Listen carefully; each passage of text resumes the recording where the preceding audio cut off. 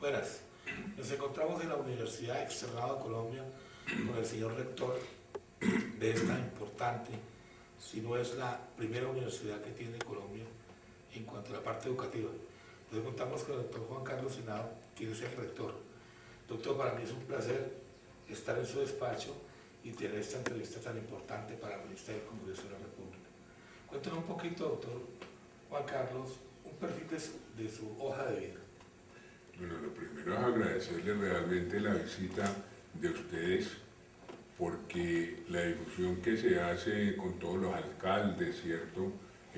Finalmente en todo el país, de esta revista y de este tipo de entrevistas creo que son fundamentales para seguir con los discursos académicos que creo que deben darse en el país. ¿Qué le puedo decir si usted me pregunta sobre mi perfil? Pues yo soy Juan Carlos Henao, caleño, nacido, que todavía habla con acento caleño, de la provincia, que vino a estudiar aquí Derecho en la Universidad Externado de Colombia y me fue bien en la universidad y eso me permitió obtener unas becas del gobierno francés y también ayudas de la Universidad Externado para formarme a nivel de especialización, maestría y doctorado PhD en Europa, concretamente en París, en donde fui estudiante y donde he vivido muchísimos años de mi vida. La vida mía ha girado básicamente en torno de la academia, obviamente también mezclada con algo de ejercicio profesional, y por accidentes de la vida, después de haber estado 7 años viviendo en el sur de Francia, en Montpellier, que me fui a estudiar como un monje tibetano, a estar muy dedicado a la academia, a escribir libros, artículos, a dictar clases en Europa. Después de ese periodo llegué acá y un buen día un amigo, entre otras Rodrigo Primi, me propuso que nos lanzáramos a la Corte Constitucional y yo le dije, pues no, yo no conozco realmente a nadie, más después de tantos años por fuera, yo no conozco a nadie en el Congreso de la República y en efecto lo hice. Lo hice con Rodrigo, fuimos juntos a llevar, como cualquier ciudadano, nuestras hojas de vida al Consejo de Estado, que era la institución que tenía terna y que iba a postular una terna. Después de muchas cosas, que fue entre otras una campaña muy curiosa, por dos motivos. Uno, todos los tres nos conocíamos muchos, que salió Primi, Adriana Zapata y yo. Y lo segundo, porque ir al Congreso, yo no conocía el Congreso de la República. Yo no, creo que no había pisado nunca el Congreso de la República y yo no sabía quiénes eran los senadores, quién era quién, si este era liberal, si este era derecha, si este era absolutamente nada. Pero fíjese que, y esto va algo que lo digo con sinceridad, el Congreso de Colombia es el reflejo de nuestro país. ¿Eso qué significa? Que ahí hay de todo. Ahí hay de todo. Ahí hay desde gente próxima a la derecha, desde gente próxima al paramilitarismo, porque hay que decirlo con claridad, hasta gente liberales, gente muy correcta, gente muy preparada, gente que hace política solo por hacer dinero, pero usted encuentra allí una mezcolanza que es lo interesante de esa institución, porque es el reflejo del país. Porque es que ese es el país, nosotros no podemos desconocer, por favor, aquí cuando estuvo Mancuso hablando frente a la plenaria del Congreso de la República, pues que ha habido mucha influencia de muchos sectores no santos, como se diría, ¿cierto?, en el Congreso de la República. Pero lo que quiero reivindicar es que en el Congreso de la República se encuentra reflejado todo el país y que es una maravilla de institución porque uno encuentra gente muy interesante, gente con la cual se puede discutir con mucha altura, proyectos de ley. El hecho es que a raíz de mi campaña ya yo me sentí un poco como pez en el agua porque yo no tenía ni lobista, ni consejero. Recuerdo mucho que el que más me ayudó para la campaña, parece mentira, fue el portero de la entrada al Senado. Porque él me decía, doctor, ese de allá es de tal partido y ese señor es importante. Y ¡frum! Yo me iba con una flecha y le caía, ¿verdad? Yo soy candidato, etc. Salí elegido. Eso en efecto hizo que cogiera un cargo, no es que fuera la primera vez que he sido funcionario público, porque anteriormente había tenido algunos episodios de mi vida cortos como funcionario público, pero el hecho de haber ido a la Corte Constitucional fue una gran enseñanza, porque la Corte Constitucional fue y ha sido y seguirá siendo, a pesar de las tormentas en que se puede encontrar, una gran institución del país. absolutamente correcta, absolutamente progresista en protección de derechos de los ciudadanos, y allí estuve hasta el momento en que desafortunadamente murió mi maestro y casi que diría mentor, Fernando Inestrosa, rector del Externado de Colombia durante 49 años, y en ese momento yo llevaba solo 3 años de magistrado de la Corte Constitucional, siendo que había estado elegido por 8. Y en ese momento que muere, los estamentos de la universidad y el consejo directivo me dicen que si yo quiero reemplazar al maestro Inestrosa. Para mí fue doloroso la decisión, fue dolorosa porque yo amo la Corte Constitucional.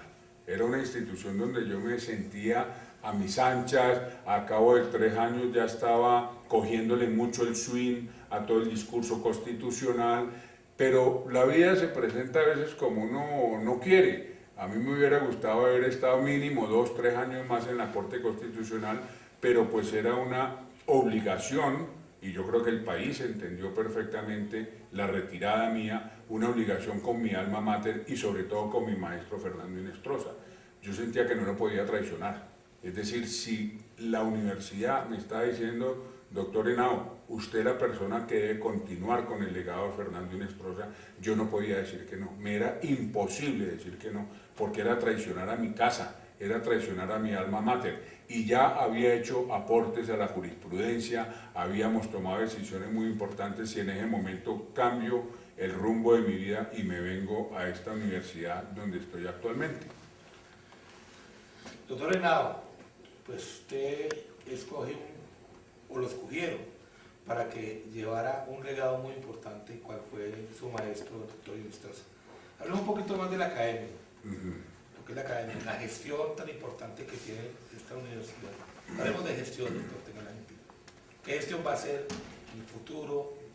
¿Cuáles son las expectativas que usted tiene para que la universidad crezca mucho más? Mire, yo primero le hablo en términos generales sobre lo que es la academia. Yo creo que la academia es el poder más importante de la sociedad, pero permítame precisar por qué estoy diciendo eso. No es que la academia sea el poder decisorio, la academia no decide nada. Sí, el que decide es el presidente, el ministro, el alcalde, el gobernador, etc. Pero la academia es el poder más importante porque es el que ilustra al poder de decisión. Y ahí es la parte fundamental de una academia libre, de una academia que no sea vendida, que una academia que sea lo suficientemente honesta para poder decir, mire, en tales temas nosotros pensamos esto, en tales otros pensamos aquello, para efectos de ilustrar con el conocimiento académico que es pues, el más importante de toda la historia de la humanidad, para que se tomen las mejores decisiones de un país. Pensemos ahora en la época del posconflicto. Dentro del posconflicto hay 1001 problemas académicos planteados, desde el tipo de Estado que vamos a tener. ¿Es que va a seguir el mismo Estado o va a tocar cambiar algunas cosas? Hasta el problema de restitución de tierras, que es un problema sociológico, hasta el problema de los contratos con multinacionales, etc. Entonces, yo le diría que eso es un papel muy importante de la academia en una sociedad, y en Colombia cada vez la academia debería pronunciarse más, estar más atenta a todos los eventos que están ocurriendo día a día para ilustrar a los gobernantes. Ahora, respecto de la Universidad Externado de Colombia, yo le digo, yo me honro de ser el rector de una universidad que tiene una marca muy clara. Esta universidad libre pensadora. Eso es lo primero que hay que decir sobre la Universidad Externado de Colombia. Quien viene a buscar dogmas, quien viene a buscar, digamos, fundamentalismos, quien viene a buscar intolerancia, está en el lugar equivocado. El Externado de Colombia nació siendo una universidad que fue contra el régimen de la regeneración y contra la Constitución de 1886. Nosotros somos hijos de la Constitución de 1863, que fue la Constitución más liberal que tuvo, lo hablo en términos filosóficos y no políticos, más liberal que ha tenido el Estado colombiano. Aún más, me atrevería a decir, obvio que daría lugar a debate, mucho más liberal que la Constitución de 1991 y mucho más federal, entre otras, lo cual es importante para los alcaldes y gobernadores que puedan ver este programa. La Constitución del 63 era completamente federal, ¿sí? Hasta en el manejo de las rentas, en el manejo de la paz, en una serie de temas era federal, pero llega la Constitución del 86 y es una constitución centralista, dictatorial, ¿cierto?, que no garantizaba las libertades fundamentales de los seres humanos.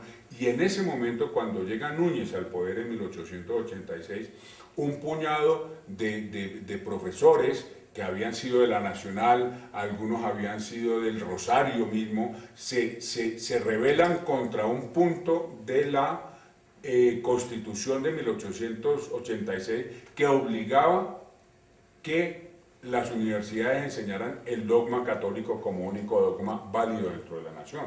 Entonces allí nace el Externado de Colombia, y el Externado de Colombia nace desde sus inicios como una universidad rebelde, como una universidad libre pensadora, con una libertad donde se respetan todos los cultos, pero también se respetan a los que no tienen cultos, con una universidad en donde no hay exclusión de las personas, en donde se considera que la democracia debe ser una democracia incluyente.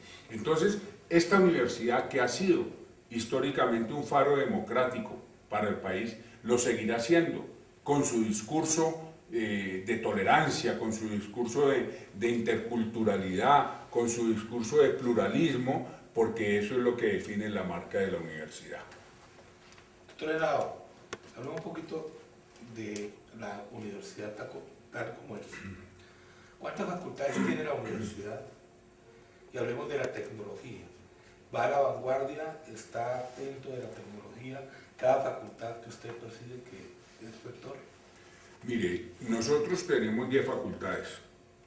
Tenemos de Derecho, digamos que es el buque insignia, ¿cierto? Pero tenemos las facultades, todas, le puedo decir con sinceridad, tienen excelencia académica. O sea, está Finanzas, Gobierno y Relaciones Internacionales, está Contaduría, está Economía, está Administración de Empresas Turísticas y Hoteleras, está Ciencias de la Educación, que tiene un mundo de programas de Sociología, Filosofía, Historia y Geografía, está Patrimonio, la Facultad de Patrimonio, donde por ejemplo acabamos de apostarle a un programa bien novedoso, pues por lo menos en Colombia, que es la arqueología, ¿sí? Está Ciencias de la Educación, no sé si en este momento se me pasa alguna, pero le digo que estas 10 facultades son de ciencias sociales y estamos pensando abrirnos de pronto a otros campos de ingeniería, pero con mucha calma, porque la lógica era consolidar cada vez más y de manera más fuerte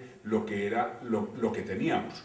Sí, por ejemplo, la Facultad de Contaduría, que es pequeña, es una facultad que en este momento está a la vanguardia en todo lo que se llama la contaduría forense, sí, que es precisamente una de la forma más eficaz de luchar contra la corrupción, es a través de la contaduría más que a través del derecho, ¿sí? Entonces, ¿qué le digo? Esta universidad es una universidad muy sólida, es una universidad que tiene una alta acreditación institucional de 8 años, la próxima vez cuando se nos venzan estos 8 años iremos por los 10 años, donde tiene una cultura de autocalificación y autoevaluación permanente, y nosotros dentro de eso, y ahí le retomo según la segunda parte de su pregunta, lo que tiene que ver con aspectos tecnológicos los estamos desarrollando muchísimo.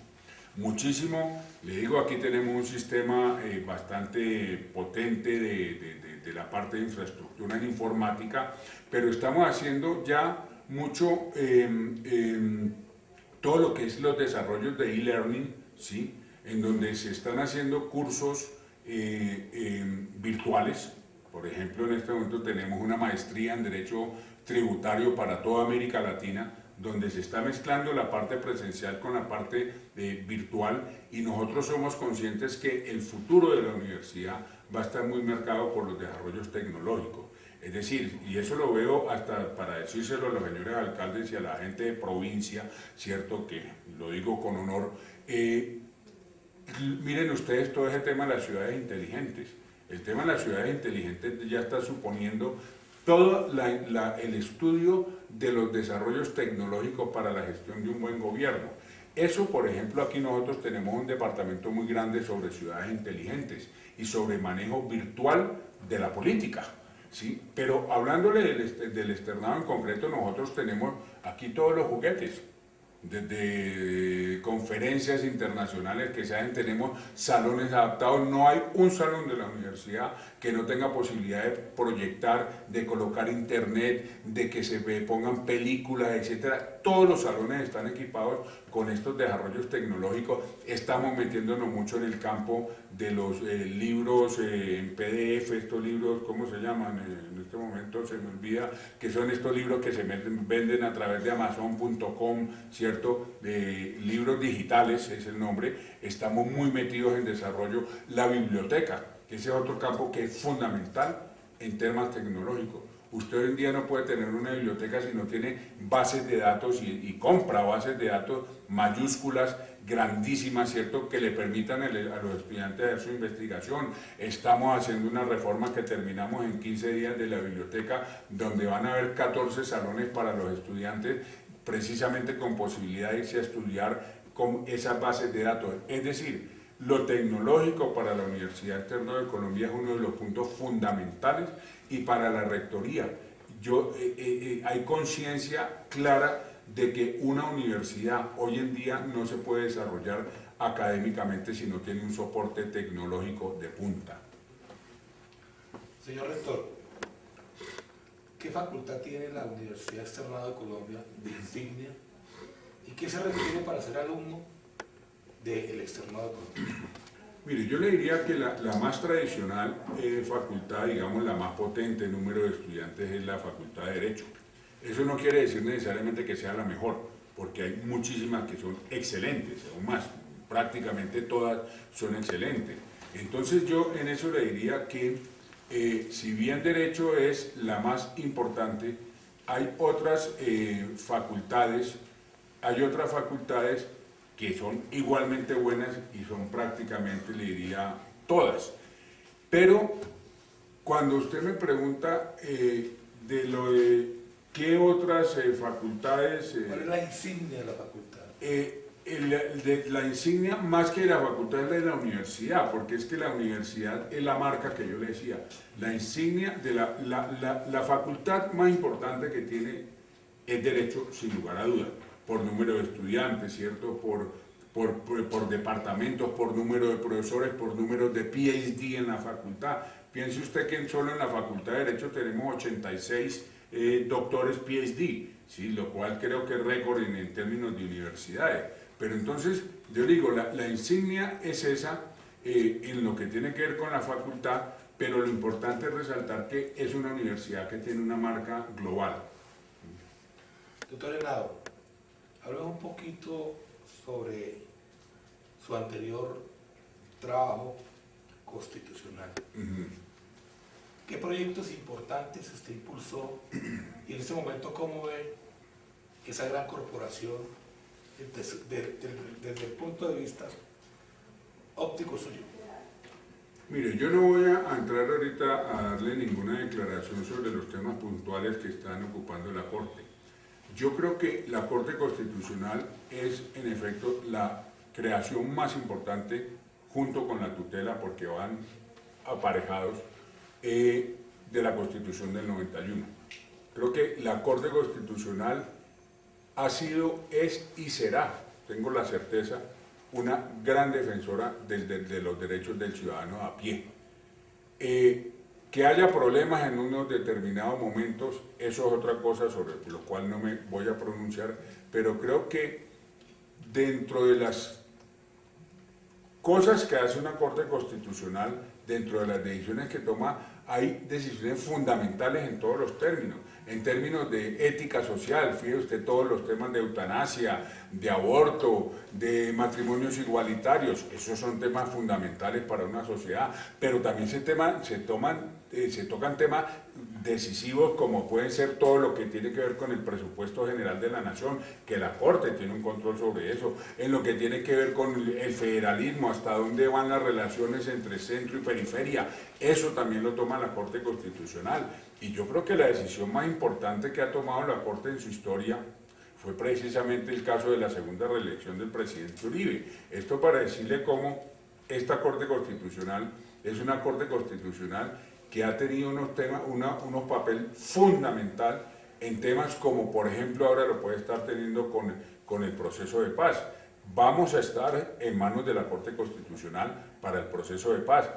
Y hágase referendo o no se haga, pero las leyes orgánicas y estatutarias que van a salir a raíz de todos los procesos de La Habana van a estar en manos de la Corte Constitucional, y espero que la Corte Constitucional tenga la altura, como estoy seguro que la tendrá, de aprobar todos los trámites constitucionales que se están haciendo con el proceso de paz. Doctor Juan Carlos Henao, hablamos ahora del posconflicto. La Universidad Externado está preparada para darle un granito de arena a ese posconflicto. Sí, sí lo está, y de hecho ya estamos no solamente haciendo investigación y congresos sobre este tema. Por ejemplo, en el mes de septiembre tenemos un congreso muy importante donde vienen como 80 profesores del extranjero para estudiar el estado del posconflicto, ¿sí? Cómo debe ser la organización del Estado en el posconflicto. Pero como universidad estamos preparados en todo sentido, desde recibir aquí en esta universidad personas que hayan sido combatientes, ¿sí? Hasta seguir con el discurso de la paz, porque la Universidad Externado de Colombia sí se la juega a la paz. Nosotros consideramos que lo mejor que le puede ocurrir en este momento al país es que la paz se logre consolidar, no solo porque libera recursos económicos, lo cual ya de por sí es muy importante, en vez de estar dedicando billones de pesos a la guerra, poderlo estar dedicando a educación, a salud. Ese tema ya de por sí justifica de sobra que haya un proceso de paz, pero porque este proceso de paz de todas maneras está sirviendo a hacer un análisis de muchos elementos fundamentales a la democracia. Mire usted, por ejemplo, todo lo que tiene que ver con la tenencia de tierras, ¿sí? Mire usted, por ejemplo, todo lo que tiene que ver con la desigualdad que existe en Colombia. Todos esos temas se están debatiendo en La Habana, y yo aspiro que el proceso de paz sirva para renovar sustancialmente la democracia en Colombia, la democracia incluyente, la democracia real, porque es que los que estamos bien estamos muy cómodos, pero es que nosotros no tenemos que pensar en nosotros tenemos que pensar en la gran mayoría de colombianos a quienes les cuesta trabajo subsistir, que no tienen oportunidades, porque allí es donde se juega una democracia. La Universidad Externado de Colombia, doctor Henao, ¿qué punto tiene de decisión o de opinión sobre el proceso de paz? Mire, aquí hubo hace un año larguito el gran debate en donde el procurador y el fiscal por primera vez tuvieron unas posiciones encontradas, abiertas, públicas sobre el proceso de paz. Desde ese momento nosotros no hemos abandonado congresos, debates sobre los temas de paz, y yo le puedo decir, la Universidad Externado de Colombia, creo que puedo hablar a nivel institucional, hace todos los esfuerzos que sean necesarios para que el proceso de paz salga adelante en Colombia. Yo sé que es difícil, pero es que está el otro elemento, no solamente el aspecto económico del proceso de paz, sino mostrar que puede haber concordia, que puede haber buena relación entre los colombianos a pesar de las múltiples diferencias que tengamos.